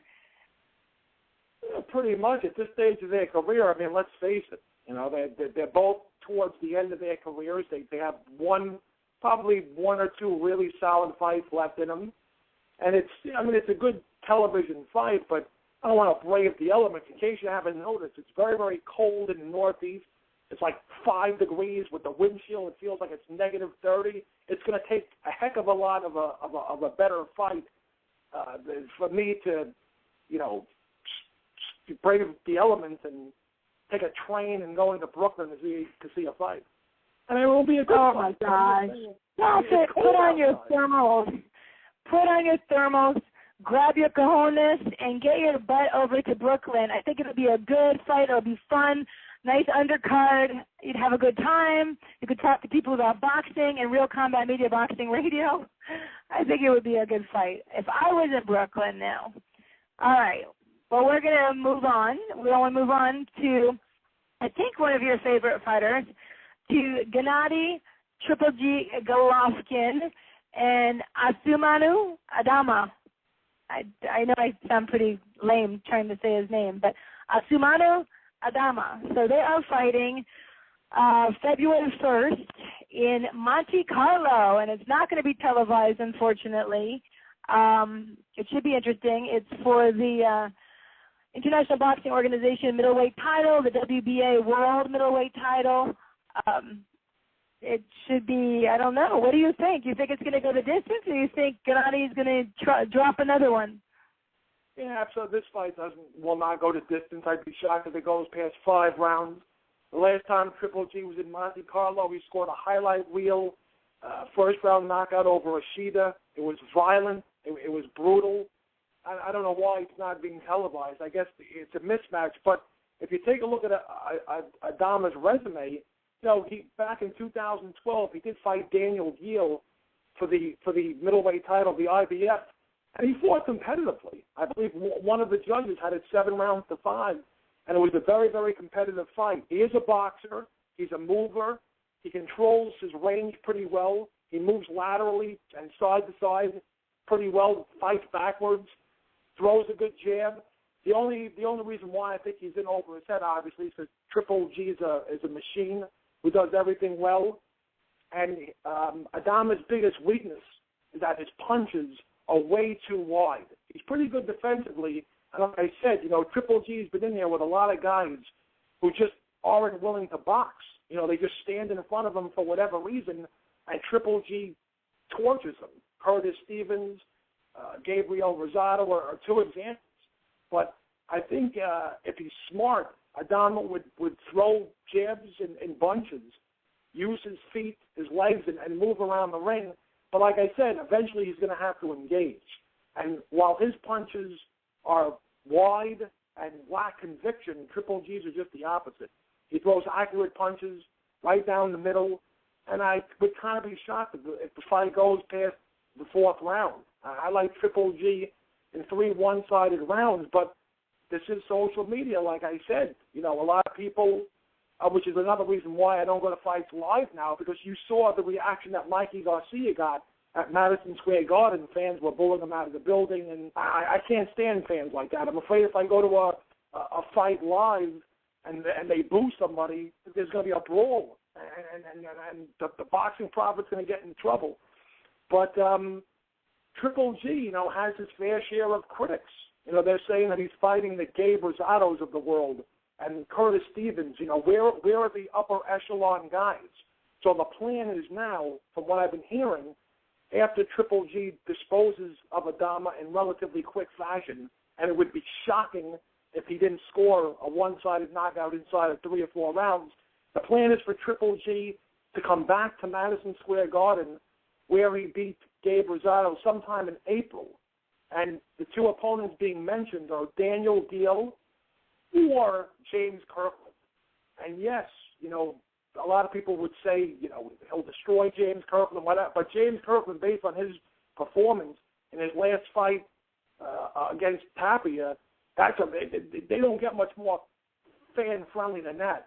I don't care if there's, well, it doesn't really snow in April in New York, but even if there was, the point is, even if there was a blizzard of epic proportions in New York, up to 20 inches, I would actually somehow hitchhike to go see Triple G against James Kirkland live at Madison Square Garden if that fight ever happens. But that's what's being mentioned now. If he beats Adama, Triple G will come to the Garden in April and fight either Daniel Deal or James Kirkland. That's what his handlers have in mind for him. James Kirkland. I bet you'd like to see that one, wouldn't you? Absolutely. You couldn't get me there fast enough. And if you were in New York, I would actually pay for your ticket and bring you with me. You'd actually go all the way over there, and you'd. Now, would that be like a steak dinner, or what do you think? Absolutely. You get the full treatment. Take you out for a steak dinner and go see Triple G against James Kirkland at the Garden. Doesn't get any better than that. Doesn't get any better than that. Yeah, that would be a good one. But, you know, he has to get through this guy first. And, you know, who knows? You know, like you said before, styles make fights. You know, things happen. People are underestimated, and you never know what's going to happen. We've seen, you know, right. In 2013, we saw Johnny Gonzalez pull a major upset, beating Abner Morris. We saw Marcos Maidana upsetting Adrian Broner, you know, getting his head handed to him, which a lot of people enjoyed. You know, upsets happen in boxing, but if Adama can pull off this upset, this would be an upset of epic proportions. This would probably be one of the biggest upsets, I would say, in the past 10 or 15 years. You know, styles-wise, he can make it competitive. But Triple G, to me, you know, is a beast. You know, he should be. And people will say, oh, big deal, you know, he's beaten Rosado, he's beaten Curtis Stevens. He hasn't fought like any top 5, top 6 middleweights in the world. But who knows? Like I said before, there were 2 sides to every story. You know, maybe the upper echelon fighters are ducking him. Maybe they want no part of Triple G. In a perfect world, if he does move on and he fights a Gio and or Kirkland in April and he beats him, everyone wants to see Sergio Martinez against Triple G. And we talk about the world we're living in now with Twitter and Facebook and social media. Andre Ward has gone out of his way to call out Triple G. And I think Triple G would take that fight in a heartbeat. You know, money talks. So if Triple G does win his next 2 fights, maybe he'll and doesn't get Sergio Martinez. And I don't see Sergio Martinez stepping up to the plate and fighting Triple G because he's going to fight Miguel Cotto probably over the summer at Madison Square Garden. And, you know, if Cotto wins, that's a lucrative fight for Triple G. I would pay my hard-earned money to see Triple G against Miguel Cotto, but it's fascinating that all these people are quote-unquote calling out Triple G, and yet none of these fights materialize. But Triple G really needs to dispatch Adama in brutal fashion, quick fashion, inside of, you know, 3 or 4 rounds. and then take this high-profile fight in April against Kirkland or against Gill. And we'll see. I think he really needs, if any fighter needs to have a standout fight in 2014, it's Triple G. Because you read what's been written about him, you know, like guys who had breakout years, Christy, this past year, Adonis Steven and Sergey Kovalev, they had breakout years not only because, you know, they won 4 fights, it's who they beat. They stepped up to the plate and they beat the best in their division. And now people are clamoring for a unification bout in that division because they fought notable names. And that's what Triple G needs to do. And I'm not disrespecting Gabe Rosado and Curtis Stevens. I'm a fan of both of theirs. But it's just that Triple G really needs to fight the upper echelon middleweights now. And hopefully when he fights James Kirkland in April, you know, he'll look impressive. And then either he'll take on the winner of Sergio Martinez, Miguel Cotto, or move up and fight Andre Ward if he can't fight any of the best in the middleweight division. Well, you know, and I don't know if it's a rumor or not, but didn't Andre Ward just call out Triple G and say, come on, enough already, you really want to fight, let's go? Yes, that's what I just mentioned, that, you know, Andre Ward has been going crazy, you know, calling out Triple G, and this was one of my dream fights of 2014. This was my big dream fight. You know, and we all realize Mayweather-Pacquiao is not going to happen anytime soon, so the fights that need to be made are Kovalev and Adonis Stevenson, and obviously Leo Santa Cruz against Rigondeaux is another great fight, and this is a great fight. You know, I personally think Sergio Martinez is kind of past his prime, and so is Miguel Cotto. They have great fans, you know, all over the world. Cotto being from Puerto Rico and Martinez being from Argentina, so they follow their fighters passionately and religiously. So in terms of name recognition, even though Andre Ward is by far the superior fighter to Miguel Cotto and Sergio Martinez, it all depends what Triple G is looking to do, Christy. If Triple G is looking for a huge, substantial payday, he'll fight the winner of Cotto Martinez, because that's a pay-per-view barn burner. It'll give Triple G a lot of money, and for the most part, it'll bring him more name recognition and fans. Because like I said, Cotto and Sergio Martinez have cult followings all over the world. Andre Ward's an American fighter who doesn't really fight on pay-per-view at all. So that's a fight that won't be on pay-per-view, that'll be on HBO, but if he wants to secure his legacy and prove to the world that he's one of the 5 or 10 best pound-for-pound fighters in the world, then that's the fight he should take. Because Andre Ward, to me, it's debatable now. You know, everyone has their own opinion, but, you know, Floyd Mayweather Jr. won, Andre Ward 2, vice versa. Either way is fine with me. But, you know, Cotto and Martinez will get Triple G a lot of money, but to me, it's the fight with Andre Ward that, you know, secures his legacy. It definitely, if he beats an Andre Ward, forget about it.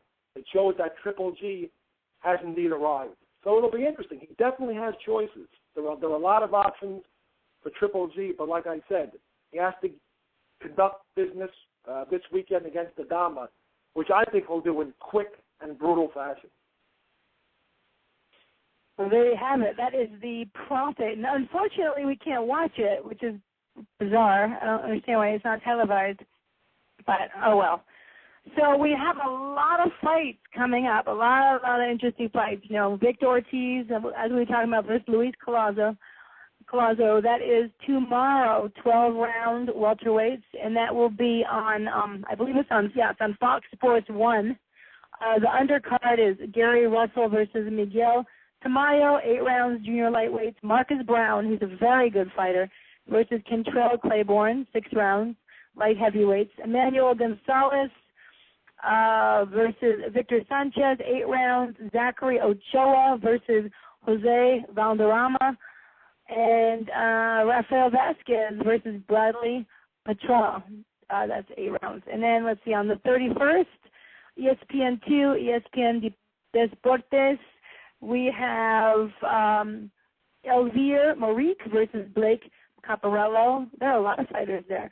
But I want to tell you about Philadelphia, which is not televised because our very own Michael Cassell. He has Tony Ferrante, who's versing Anthony Caputo Smith, 10 rounds, cruiserweights. I wish that was televised, but Mike keeps telling us, don't blink with this one. What do you think, Prophet?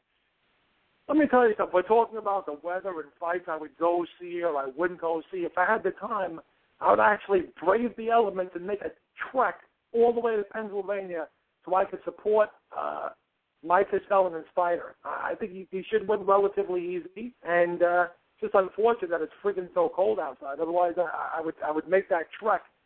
But there was a fight that you alluded to on the undercard of Colasso against Victor Ortiz that I'm really looking forward to. I don't understand. Everyone talks about Ligadell and what's going on with him. Gary Russell Jr., to me, he's an enigma. I mean, the guy's got all the talent in the world. Some people are comparing his hand speed to the late, great Hector Macho Camacho Sr. and Meldred Taylor back in his prime. The kid has all the tools, and yet the people that are behind him put him in the ring with nondescript opponents. It's really time for Gary Russell Jr., his handlers, his managers, his trainers, to up the ante and put him in the ring with someone who could either A, fight back, or B, provide him with a test. Because his talents are being wasted. Gary Russell Jr. has the word champion written all over him, and his talent's being wasted. And he fights on television against the most nondescript opponents that no one's ever heard of. Whether the guy has a 500 record, forget about the record. He really needs to get in there with a top 10 guy. Otherwise, his career is going nowhere fast. But, also, Christy, because we have like 10 minutes, if we can't get, Latif Coyote on the phone, I wanted to briefly touch on the Showtime fight that happened last weekend opposite the Garcia-Burgos card. We saw Lamont Peterson in his comeback fight against Derry Jean. If you want to talk about that for a couple of minutes, we could. Of course. Go ahead. I thought Lamont Peterson looked great. He boxed like he's capable of doing. A lot of people jumped off Lamont Peterson's bandwagon when Matisse destroyed him. Well, Lamont Peterson fought the way he should fight, and Washington D.C., where he lives, always brings out the best in Lamont Peterson. And because our friend Clarence Nixon is from Washington, D.C., a shout-out goes to him because I know he's a big Lamont Peterson fan, and he calls into the show sometimes, and he's great. But Peterson put on a boxing clinic like he did against Kendall Holt. The fight was similar to the Kendall Holt fight. Not only did he box, but he also brawled. And in the back of your mind, after being blitzed by Matisse, you're waiting for Derry Jean to land a hard shot, and you're waiting for Lamont Peterson to crumble or get knocked down like he did against Holt and Victor Ortiz. But he stuck to his game plan. He boxed beautifully. He brawled. He did everything. It was a complete performance by Peterson. I scored it 9-3. I thought he dominated. And in the post-fight interview, he called out Danny Garcia. And I think styles make fights. And, Matisse is a guy who stood right in front of Danny Garcia. And Garcia pretty much had his way with Matisse. And the same with Eric Morales and the same with Amir Khan. But Zab Judah, who's an educated boxer, gave Danny Garcia fits towards the end of their fight. And Lamont Peterson, if he has his head screwed on right, and if the fight's in his, especially on of Washington, D.C., he can give Danny Garcia trouble. He's got tremendous lateral movement, a great jab, pretty good defense when he wants to. I would implore him not to brawl with Danny Garcia, but, he's got too much pride. Eventually he's going to have to fight in the trenches. And I think if he boxes beautifully, he has the potential to pull off the upset against Danny Garcia. A lot of people will say, Prophet, you're out of your mind. Garcia's at the peak of his career. He's going to blitz Peterson. But, one bad fight doesn't ruin a guy. And I love the way, great fighters, unlike Lushan Bute, who responded horrifically when he lost to Frock, comes in the ring against Pascal and looks horrible and shows no balls whatsoever. Lamont Peterson gets blitzed by Matisse on Showtime in 3 one-sided rounds, and everyone's like, Lamont Peterson's career's over. So what does he do? He fights an undefeated contender albeit in his backyard, and he looks great. Boxes beautifully, trades with the undefeated challenger, and in my mind, he should be in the discussion to face Danny Garcia somewhere down the line. All right, awesome. Well, I know we're going quick because we only have a few minutes, but Mike Cassell is on the line. He's been training his protege. Should we call him the protege, Mike? What do you think? I think we should call him the new Tony Ferrante. That's what we should call him. New fighter. The new Tony Ferrante, who we just mentioned is fighting on the 31st in Philadelphia, unfortunately not on TV. But tell us what's going on. Well, it is on TV. It will be on TV. They're taping it for broadcast. It's going to be on Go Fight Live if anybody wants to watch it on the Internet, and it will be on television probably in about a week on Comcast. Check your local listings for that. And it's going to be a great fight, and I hope everybody is listening. If you want to come here in the Philadelphia area, come on out and see this fight. Tony's going to show up big. He's going to win the Pennsylvania State Cruiserweight title, and then we're going to get another shot in Detroit. I'm going to big shot in Detroit in March. I'm going to be talking about later. So show up to this fight. We just got out of the gym now, man. I mean, we worked really hard. He looks fantastic. He's at weight right now. He's ready. He's ready. I know we wanted to have Tony on the show, but you guys have been so busy training that you haven't had a moment. So hopefully after the fight, he'll come on and talk to us. Absolutely. He's ready to come on. And yeah, again, I'm sorry. It's just been a very arduous kind of couple of weeks. I had another fighter I was working with, Joey DeWaco, who won last weekend against Derek Rossi, and I wasn't working his corner, but he did work with me in the gym, and we did work on some stuff, and it looked like it worked out for him. So maybe I'll be doing some stuff with him in the future too. So I'm looking forward to it. Well, that's very cool. I know you've been too busy to be with us, but hopefully after things mellow out a little bit, that you'll come back. We look forward to having you come. I know Prophet's been missing you, haven't you, Prophet? Mike, in case you haven't noticed, I'm giving you several shout-outs every single show. I make it my business to give you at least one or two shout-outs every show. I hope this recognition doesn't go unnoticed. It doesn't, and I'll tell you, I missed you guys too, because when I was waiting on the line to come on and I was hearing you talk about Danny Garcia and Peterson, it was making me hungry. I'm like, man, I want to talk about this because, I miss it, and I'm definitely going to be back after this fight. I'll be back into the schedule again. I'm going to work something out. See, that'll be fun. Then Prophet won't keep having to say, oh, here's a shout-out to Mike, because it's kind of like his brother, like he misses his other half or something. I don't know, but, yeah, no, I think it's fun when you're on, and then we can talk about the boxing, which we all love. And so are tickets still available? Where can people find tickets to Tony's fight? Yeah, I mean, if you want to get tickets, it's best to show up at Harrah's Casino in Chester. It's right off 95. It's an easy ride if you're in the area, and tickets are still available. It's going to be a packed house, man. I mean, both of these guys are bringing tons of fighters, and there's 9 other fights on the card. Tevin Farmer, a lot of good local fighters, and it's one of those cards where when you pay $50 for a fight, man, you're getting your money's worth. I mean, you are going to get a hell of a night of fights. It's going to be great. See, Prophet, you should drive down to Philadelphia and see a great night of fights. I would consider it. Yeah, I would consider it. It's just I don't want to sound old, but it's cold out there, man. Well, if you get in the mood to shoot down 95, the good part of the East Coast, Philly, you come on down, and we'll take care of you, man. I'll put your name at the front door. I'll make sure you get in. One day soon, it is on my bucket list to go see Mike Cassell in person with one of his fighters. But, my sources have informed me, Mike, that Danny Garcia will return, because we were talking about Garcia-Peterson. Garcia will fight in March on Showtime against Mauricio Herrera, whose claim to fame is he holds a victory over Ruslan Pavatnikov on a fight that was televised on ESPN. So it's a good fight for Philadelphia's own Danny Garcia to come back after, pretty much outclassing. All right, Prophet, you always go into these right before we have to say goodbye. Mike, thank you for coming on. Good luck with Tony. Prophet, great as always. I hope you guys have a good night. And this is the end. This has been another great show. We really enjoyed speaking to Raymundo Beltran. We will be back next Wednesday, 4 p.m. Pacific, 7 p.m. Eastern, with episode 44. Special thanks to Sue Fox, HotBoxingNews.com.